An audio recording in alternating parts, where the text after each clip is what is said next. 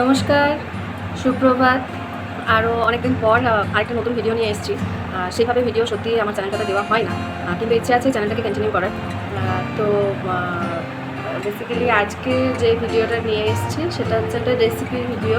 যে দিনগুলোতে ছুটি থাকে বা ঘরে আমি আর মা শুধু থাকি, যেমন আজকে ভোট, তো বাবা সকাল থেকে ডিউটি চলে গেছে, ওই কারণে আজ ঘর পুরো ফাঁকা, আমি আর মা আছি, সেরকম কোনো কাজবাজ নেই। তাই আজকে সকালে উঠে ডিসিশন নিয়েছিল যে আজকে ধোকলা বানাবো। তো দেখতে থাকো।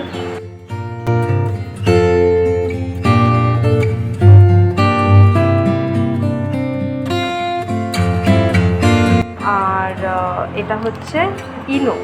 আগে একবার আমি করেছিলাম ঢোকলা, তখন আমি ইনো দিইনি বা বেকিং সোডা কিছু দিইনি বলে জিনিসটা হয়েছিল, কিন্তু খুব একটা স্পঞ্জি বা ফুলে যেটা সেটা হয়নি। তো একে একে আগে দিয়ে দিই যা যা লাগবে। চিনিটা পরিমাণ মতো দেবো, কারণ অলরেডি একটা সিরাম হবে এটা, তো এই কারণে খুব একটা বেশি লাগবে না।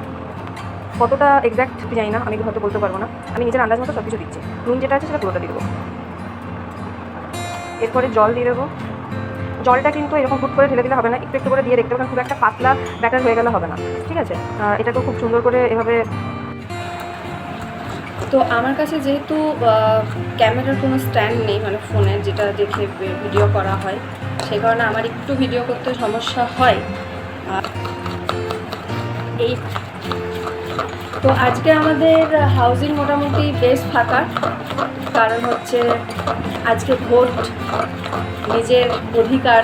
আমার ফোনে সবসময় মেসেজ আসছে, নিজের কণ্ঠস্বর, নিজের ভোট নিজে দিন। আমি কোনোদিনও এখনো অবধি ভোট দিইনি, কারণ আমি যে কটা মানে একটাই হয়তো আমি ভোট পেয়েছি। তো ভোট আমার যেহেতু সমস্ত কিছুর ঠিকানা বা যাবতীয় কিছু আমার গ্রামের বাড়িতে আছে, ওই জন্য ভোটের দিন এক্স্যাক্টলি যাওয়া হয় না, কারণ বাবার প্রত্যেক বছর ডিউটি থাকে, আর সেই দিনটা স্পেশালি যাওয়াটা একটু চাপ হয়ে যায়। এই বছরও হলো না দেওয়া, তবে নেক্সট ইলেকশনে ডেফিনেটলি দেবো। ভোট দেওয়াটা দরকার, আমি সবাইকেই বলছি ভোট দেওয়াটা দরকার, নিজের ভোট নিজে দেওয়াটা খুব ইম্পর্টেন্ট।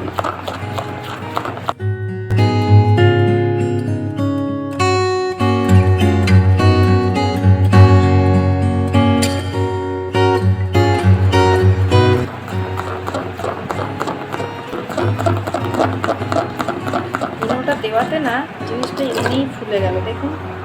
এতে আমি একটু তেল মাখিয়ে নিলাম, সাদা তেল। পর এর মধ্যে আমি এই ব্যাটারটা ঢেলে দেবো, পুরোটাকে পুরোটাই দিয়ে দেবো।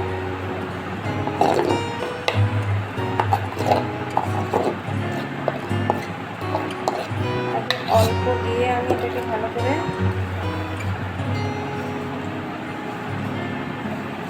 সেঁকিয়ে নিই।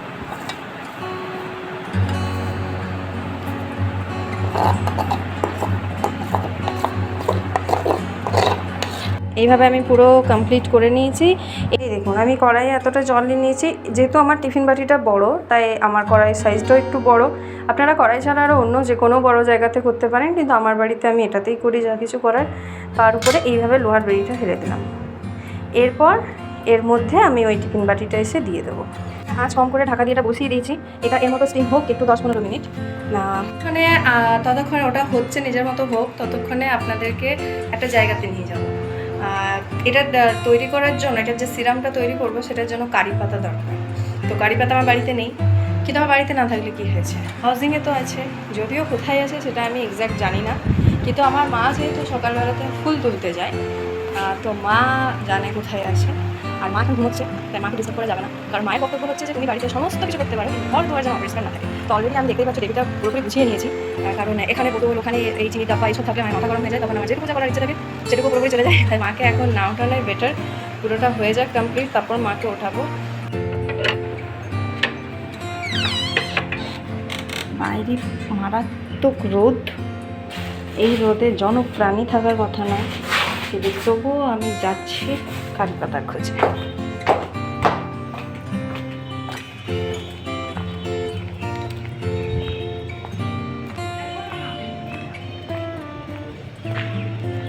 এইদিকে বোধ হয় কারি পাতার গাছ আছে, এটা নয়, এটা হতে পারে। পেয়ে গেছি। এই দেখুন, এটা কারি পাতা, পুরো গন্ধতেই বোঝা যাচ্ছে। যা, রোদটা কমে গেল, আমি তো খুবই খুশি, রোদ কমে গেছে। কয়েকটা ডাল না এক্সট্রা নিয়ে যাই, আর যদি এটা না হয় তাহলে তো মা কী হবে বলুন, ছিঁড়ে লাভ নেই এক্সট্রা। চলুন,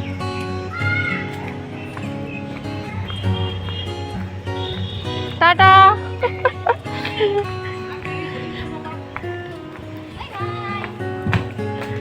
তো পেয়ে গেছি কারি পাতা, খুব একটা দূরে যেতে হলো না, জাস্ট 2 মিনিটের রাস্তা। এই দেখুন, এরকম যাতে সব কিছুই পাওয়া যেত তাহলে বোধহয় সবই ঠিক হয়ে যেত।